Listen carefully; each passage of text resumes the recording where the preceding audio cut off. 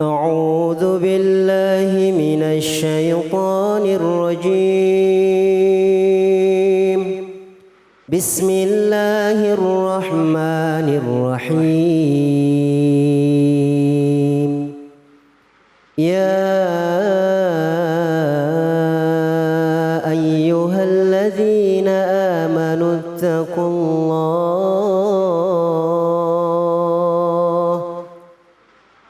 اتقوا الله وقولوا قولا سديدا صدق الله العظيم.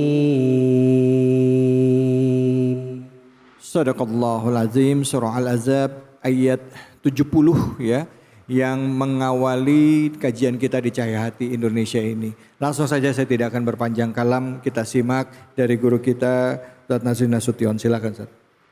Bismillahirrahmanirrahim. Bismillahirrahmanirrahim asma. Bismillah rabbil ardi was sama. Bismillah alladzi la yadurru ma'asmihi syai'un fil ardi wala fis sama.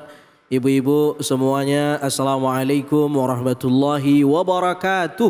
Waalaikumsalam warahmatullahi wabarakatuh. Alhamdulillah alladzi waffaqa man arada min ibadihi littafaqquh fid din. Allahumma salli ala sayyidina Muhammad wa ala ali sayyidina Muhammad. Allahumma faqqihna fid din wa 'allimna at-ta'wil. Walhamdulillahi rabbil alamin. Apa kabar ibu-ibu, sehat? Alhamdulillah. Masih kencang puasanya? Alhamdulillah. Bukaan pakai apa hari ini? Ya Allah. Utang lunas? Alhamdulillah. Alhamdulillah. Apanya Ustaz? Masya Allah. Utang puasa maksudnya. Oh, utang puasa kira-kira. Ibu-ibu yang dimuliakan Allah, Mas David Khalik, pemirsa Cahaya Hati iNews, qari yang dimuliakan Allah semuanya. Kita ngaji ya hari ini. Ayatnya apa yang dibacakan oleh qari tadi, suratil Ahzab ayat 70. A'udzu billahi minasyaitonir rajim. Ya ayyuhalladzina amanu. Hai orang-orang yang beriman. Kata Ibn Mas'ud, kalau kita membaca Al-Quran, idza sami'tallah yakul fil Quran ya ayyuhalladzina amanu. Kalau ibu-ibu baca Quran, kan kita ini lagi demen tadarus nih Ramadan. Ketemu ayat yang bunyinya ya ayyuhalladzina amanu, banyak kan? Fa'ar'iha sam'ak. Maka pasang telinga baik-baik. Karena isinya pasti menyangkut dua hal. Fa'innahu, kata beliau, khairun ya'muru bih. Yang kedua, au syarrun yanha anhu. Setiap ketemu ayat ya ayyuhalladzina amanu, pasang telinga baik-baik. Karena isinya pasti penting banget, menyangkut dua hal. Yang pertama pasti isinya perintah kepada orang beriman untuk dikerjakan. Yang kedua, perintah kepada orang beriman untuk ditinggalkan. Nah sekarang kita lihat, Allah sekarang mau ngasih bocoran hal penting apa sih buat kita lewat ayat ini. Karena ayat ini dimulai dengan kata-kata ya ayyuhalladzina amanu. Wahai orang yang telah beriman, kumpul sini, simak baik-baik, tonton, lihat, ada apa pesannya. Nah kita coba lihat. Ya ayyuhalladzina amanu ittaqullaha.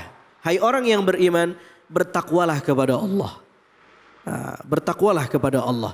Kita tahu salah satu tujuan puasa adalah untuk melatih kita supaya bertakwa. Tapi apa bentuk bertakwanya? Salah satu bentuk bertakwanya dalam konteks ayat ini adalah wa qulu qawlan sadida. Hendaklah kita ngomong yang benar, yang baik, yang jujur. Kita lihat tafsirnya.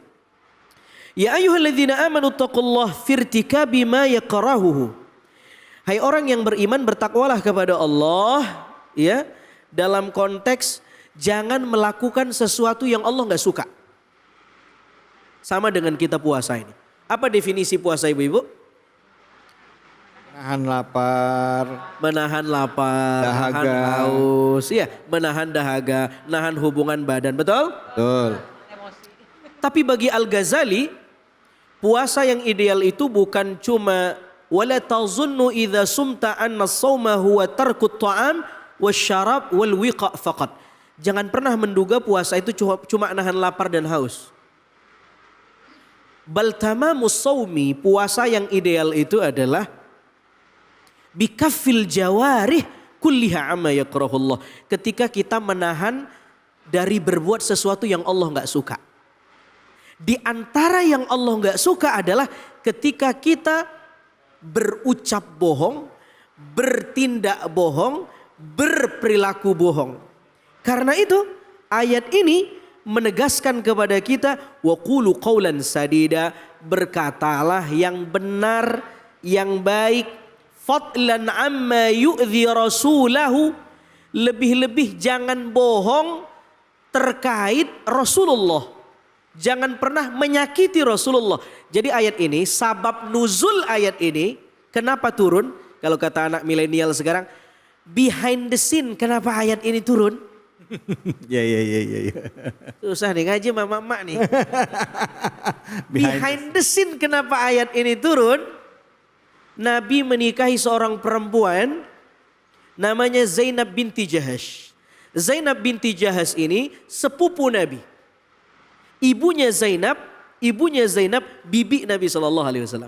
Sebelum Zainab binti Jahash menikah dengan Rasulullah SAW, Zainab dinikahkan oleh Nabi dengan anak asuh beliau Zaid bin Harithah. Tetapi nggak cocok. Zainab bangsawan, Zaid kelas sosialnya rendah, nggak harmonis rumah tangganya. Maka nikah itu perlu sekufu. Sekufu ya. Sekufu ukurannya tentu bukan cuma harta, Ya. tapi paling tidak banyak kesamaan. Oh. Zainab dan Zaid kurang harmonis. Lalu kemudian mereka berpisah. Zaid tadi siapa Bu? Anaknya Nabi Muhammad. Anak angkatnya Nabi. Anak asuhnya Nabi. Ya. Anak asuhnya Nabi. Zainab siapa tadi? Sepupunya. Sebelum jadi ummahatul mukminin, sepupunya Nabi. Sudah? Setelah cerai, berpisah, Nabi nikah sama Zainab. Nabi mendobrak tradisi jahiliyah. Dalam tradisi jahiliyah, anak angkat dianggap anak kandung. Jadi kalau Nabi menikahi Zainab, dianggap keluar dari adat istiadat. Memalukan, masa ada ayah angkat nikahin anak angkat. Padahal tidak ada anak angkat dalam Islam. Ya. Adanya anak asuh. Anak asuh. Anak asuh bukan anak DNA. Kita boleh nikahin anak itu. Paham ya? Nah, digosipin Nabi viral. FYP. Nabi kemudian di backup oleh ayat ini. Ayat ini mengecam siapapun yang sudah memfitnah Nabi. Gosipin pernikahan Nabi. Apa pelajarannya? Nabi aja nggak lepas dari gosipan orang lain.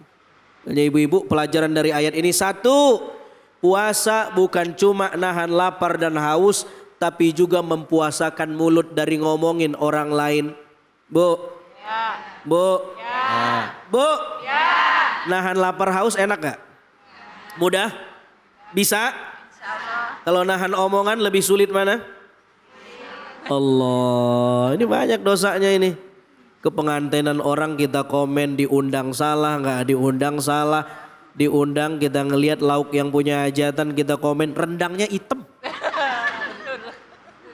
Yang satu ngomong dagingnya alot. Yang satu ngomong ente mending dapat dagingnya gua dapat lengkoasnya. Mulut kita bang. Dikira daging. Mulut kita, Masya Allah. Bapak-bapak pergi ke kondangan mempelai wanitanya cakep. Yang cowoknya Masya Allah hitam bener. Ngomen. Istrinya cantik bener, cocoknya buat gue itu. Iya. Wah, mulut kita. Jaga mulut. Jangan fitnah. Jangan gibah orang. Jangan gibah orang. Dan ciri orang beriman itu apa? Dia jaga mulutnya. Karena itu Allah menyandingkan sebutan ya ayyuhalladzina amanu dengan perintah wa qulu qawlan sadida. Perintah menjaga mulut. Seorang sahabat nanya, ya Rasulullah, ciri-ciri orang Islam itu apa ya? Kata Nabi, Nabi tidak menjawab orang yang tahajudnya banyak, tidak. Orang yang zakatnya banyak, tidak. Nabi menjawab, al-muslim man salimal muslimuna min lisanih wa yadih. Orang Islam itu adalah ketika orang lain merasa nyaman, tidak tersakiti oleh lisan dan tangannya. Apalagi hari ini zaman medsos. Puasain bukan cuman mulut kita, tapi jari kita dari ngomen yang enggak-enggak, dari stalking yang enggak-enggak, dari nge-like dan nge-share akun yang enggak-enggak. Itu juga puasa. Masya Allah. Ayat ini memberi tarbiyatul akhlak, memberi pendidikan rohani buat kita. Mudah-mudahan dengan itu puasa kita diterima Allah Subhanahu wa wa ta'ala. Alhamdulillah. Amin, amin. Terima kasih banyak Ustaz Tasari Nasution. Silakan Ibu, ada yang mau nanya? Ada. Yang mana orangnya? Oh ini. Silakan Ibu, namanya siapa? Pertanyaannya Assalamualaikum warahmatullahi wabarakatuh. Waalaikumsalam warahmatullahi wabarakatuh. Nama saya Nur Aini dari Pila Mutiara Al-Hikmah. Gimana Pak Ustadz ganjaran bagi orang yang suka bohong walaupun ia telah bersumpah di atas Al-Quran? Oh gitu. Gimana tuh Ustadz? Orang yang suka bohong, udah bohong berani sumpah lagi di atas Al-Quran. Kira-kira hukumannya gimana gitu ya Bu ya? Nah kira-kira itu gimana tuh ada orang kayak gitu Ustadz? Orang yang sumpah palsu dihukumi Al-Quran, dilabelin oleh Al-Quran sebagai orang yang berbuat min akbaril kabair. Pelaku dosa besar. Dosa besar loh, bukan dosa kecil ini. Jadi sumpah palsu itu dosa besar. Orang ini dihukumi sudah berbuat dosa besar. Dia harus taubat. Dan gimana cara taubatnya? Cara tobatnya adalah dia minta ampun kepada Allah. Pertama. Yang kedua, dia mengklarifikasi yang dia bohongi kepada orang lain. Kalau yang dia bohongi masyarakat Indonesia, dia harus klarifikasi sama semua orang. Minta maaf gitu Ustaz? Minta maaf. Oh. Berat kan? Bayangin kalau kita korupsi sama seluruh masyarakat Indonesia, kita harus minta izin karena duit mereka kita ambil. Yang ketiga menambal akhlak yang dulu jelek itu dengan yang baik. Kalau dulu kita demennya sumpah palsu, sekarang kita lebih banyak zikir. Sekarang trennya kok saya bingung ya. Orang sekarang trennya sumpah. Dikit-dikit sumpah. Dikit-dikit sumpah. Allah, ini gak benar. Sumpah itu pintu emergensi. Pintu darurat. Kalau gak darurat jangan sumpah. Aneh sumpah, demi Allah. Kalau aneh bohong, ente mati. Waduh. Iya, iyalah. Yang bohong dia yang mati orang lain. Kacau. Ustadz boleh gak sih kayak puasa berturut? Ada gak sih kayak misalnya kafarannya misalnya puasa 2 bulan berturut-turut atau apa gitu ada gak? Wa antasumu khairul lakum. Begitu kata ayat. Berpuasa itu lebih baik bagi kamu. Jadi puasa itu dalil ini oleh para ulama dijadikan dalil am. Bahwa kita boleh berpuasa kapan saja kecuali di hari-hari yang diharamkan berpuasa. Ya. Ada beberapa hari kita nggak boleh puasa. Idul Fitri, 1 Syawal kita nggak boleh puasa tuh Bu. Ya, ya. Saya lagi rajin-rajin bener nih Ustadz. Terus kenapa? Saya pengen puasa. 1 Syawal saya puasa. Wah keliru. Jadi beragamalah dengan ilmu bukan dengan emosional. Oke. Ya semangat boleh tapi dengan pemahaman bukan dengan emosional kita. Masya Allah. Dan kalau bisa puasa yang full itu ya di Ramadan. Ya. Ya di lain Ramadan kita selang-selangin. Kasih hak tubuh kita untuk makan juga. Untuk nyenengin pasangan. Kalau puasa terus.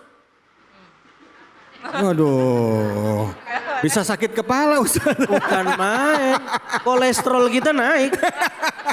Astagfirullah. Baik Ustaz, terima kasih banyak Ustaz Tasari Nasution. Terima kasih. Semoga yang disampaikan bermanfaat buat kita. Kita akan kembali lagi tentunya hanya di sini di Cahaya Hati Indonesia.